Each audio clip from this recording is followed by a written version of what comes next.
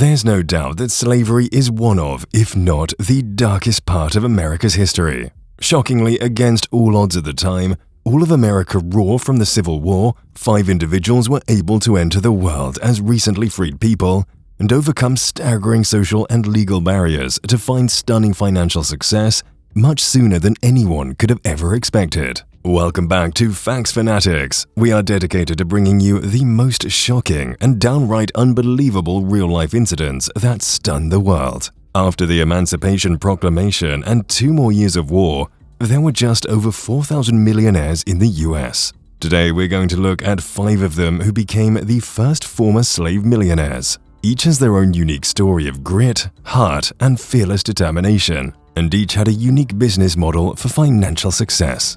Together, they are the Black Fortunes. Let's get into it. Mary Ellen Pleasant. Mary Ellen Pleasant's story is remarkable. She was a former slave with incredible entrepreneurial instincts. She built a fortune at a time when the average man or woman was just recovering from the ravages of the American Civil War. Born into slavery and separated from her parents when she was young, she was not formally educated. Pleasant was able to learn to read and write. Taking the money she inherited after her first husband's death, Pleasant migrated west to California after the Emancipation Proclamation of 1863 to make the best of her talents. There she took advantage of the opportunities presented by the gold rush and became a cook for miners and prospectors. She saw her hard work pay off and bought laundries, dairies, boarding houses, and even original Wells Fargo stock. During that time period, people looked unfavorably at people of color who had money.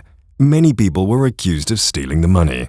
As a result, Pleasant had to be very private about her investments. Unable to live openly as a financially successful woman of color at the time, Pleasant grew her initial capital by gaining free investment tips from the rich and wealthy people of the time. She worked as a cook and housemaid to some of the most successful businessmen and investors in San Francisco at the time.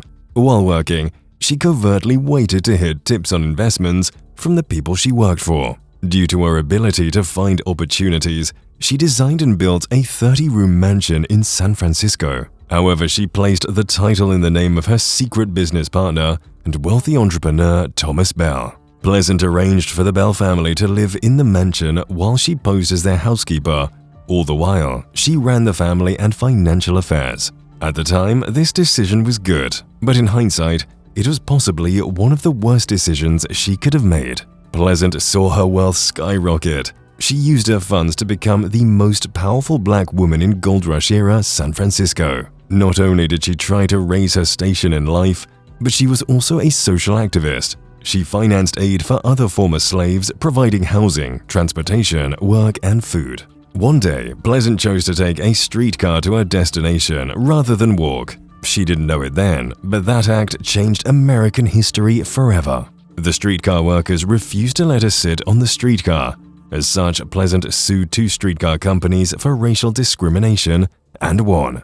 This was all at a time when racial discrimination laws were all but non-existent. The case went to the California Supreme Court, which declared segregation on streetcars to be unconstitutional. This was some 90 years before Rosa Parks famously refused to give up her seat on a bus in Alabama. Unfortunately, Pleasant's business partner Bell died. His widow sued Pleasant for control of the fortune Pleasant had built with him. As Pleasant had placed her assets in Thomas Bell's name secretly, she had no writing evidencing her ownership of assets.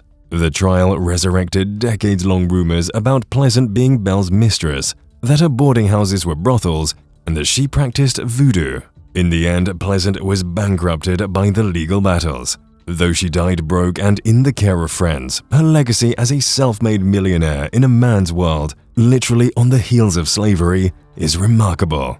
She broke racial barriers both financially and legally, well before the civil rights movement. Her contributions to her fellow former slaves and her culture will always remain in the pages of history. Robert Reed Church. The first African-American millionaire in the South, Robert Reed Church became an entrepreneur in the wake of his freedom. After learning his business acumen from working aboard a steamship, Church invested in real estate, including saloons. By 1879, he had amassed a considerable amount of wealth. Church used the wealth he generated to fund multiple high-quality facilities for black people in Memphis, including parks, playgrounds, a concert hall, and a public auditorium. He also sponsored several graduation ceremonies, public shows in the park, and spent considerable money advancing civil rights. His grand achievement came in 1906 when Church and several others founded Solvent Savings Bank, the very first black bank in the Memphis area. Forming the bank was a generous act of activism. Solvent Savings Bank's chief goal was to provide loans to black people for business and mortgage purposes. This allowed recently enslaved people with little to no money and education to use their skills to advance their lives and create generational wealth.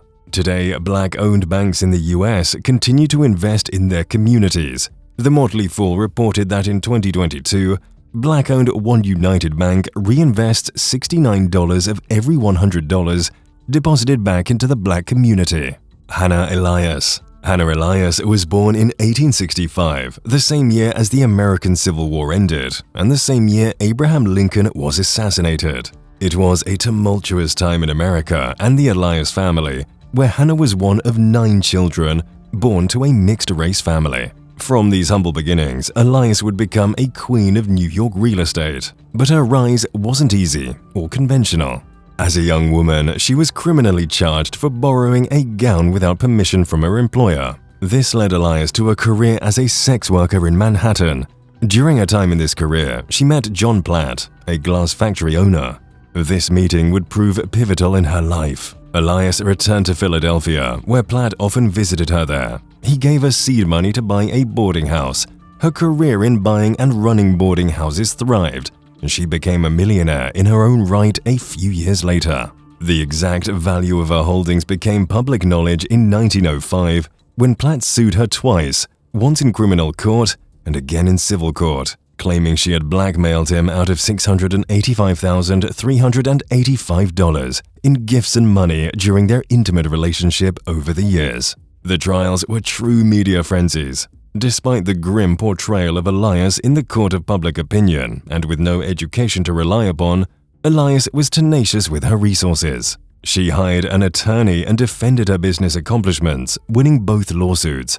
The trials revealed that Elias had amassed $1 million in assets and real estate. Although Elias won in court, the bad press from the trials took a toll and forced her to leave her mansion in the affluent Manhattan neighborhood and relocate to Harlem. Undaunted by prejudice and racism, she was equally a force of nature in her new neighborhood.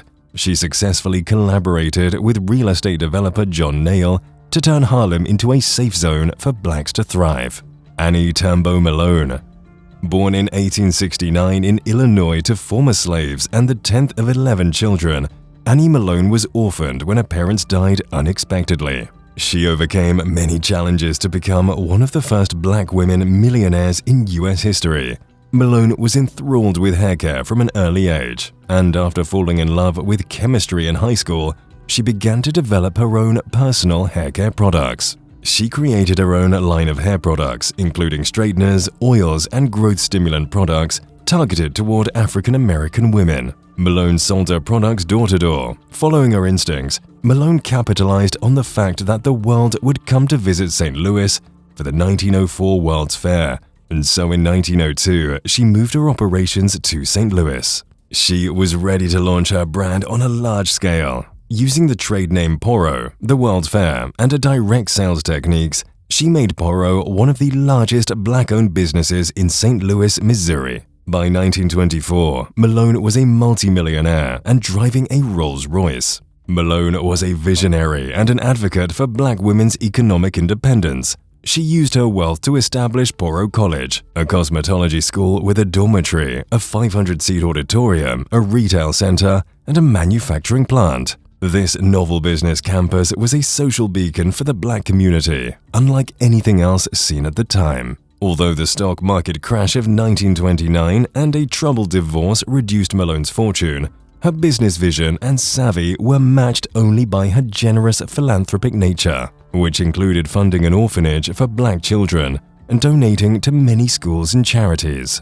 As her fortunes dwindled, she had the comfort of knowing the Poro brand helped launch some 10,000 to 40,000 black-owned businesses between 1883 and 1913.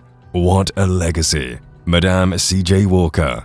Born in 1867 on a plantation in Louisiana, Sarah Breedlove began life as one of 6 children of former slaves who survived by sharecropping. Orphaned at age 7, she rose from humble beginnings and is widely regarded as one of the wealthiest black women of her time. After her first husband died and then a divorce, this single mum worked as a laundress and a cook. Breedlove became acquainted with Annie Tambo Malone and worked for her as a door-to-door sales agent of black hair products. After her own hair loss and several moves, Breedlove renamed herself Madame C.J. Walker when she married C.J. Walker. With a new name, Walker branched out and launched her own line of hair products and straighteners for black women. Walker branded herself as a hairdresser and sold cosmetic creams, adopting a similar door-to-door sales strategy to that of Annie Malone. Eventually, she and her husband opened a cosmetology school, Lelia College, and began training the next generation of black hair culturists. After setting up in Indianapolis, she opened the Madame C.J. Walker Manufacturing Company headquarters, a factory, a salon, and another beauty school. During the height of her success, she grossed $500,000 annually, roughly $10 million today, and as an impressive jobs creator, she employed over 1,000 salesmen and saleswomen. Walker famously donated to the YMCA and the NAACP and became active in the anti-lynching movement, and at her death donated 2/3 of future profits to charity. But Walker didn't postpone charitable giving until after her death. Charitable work was built into a business model. She created clubs for her sales agents, equivalent to a local Rotary or Ladies' Assistance League of the day, which performed activism and charitable work, helping improve the social, financial, and educational opportunities of her employees and those they touched in the community. Her activism was as influential as her philanthropy. She advocated for immigrant rights, education for all, and equality.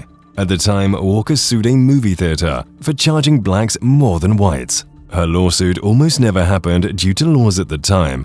Her activism even gained the attention of the FBI. Walker's legacy, like her company, survived the stock market crash of 1929 and the Great Depression and was worth more than $1 million at her death. The company was active until the early 1980s, although the trademark and original recipes have been sold several times since then. As of 2022, the Madame by Madame C.J. Walker product line is still available at Walmart. There you have it, the truly inspiring stories of 5 black American self-made millionaires born to the parents of slaves and former slaves in the immediate aftermath of the Civil War. The achievements of any self-made man or woman are admirable, but these men and women overcame slavery, poverty, racism, Jim Crow laws, the stock market crash of 1929, the Depression, and little to no civil rights to accomplish their dreams. The reality is that these brave people were ahead of their time. Each one of them also made sure that they would try to help other people besides themselves. They each saw that with rising tides, all boats would be raised. They tried to make sure that they were the rising tide for black Americans throughout the country. Thanks for watching. If you like this video, please help us to continue providing similar stories by liking and subscribing to our channel. Until next time.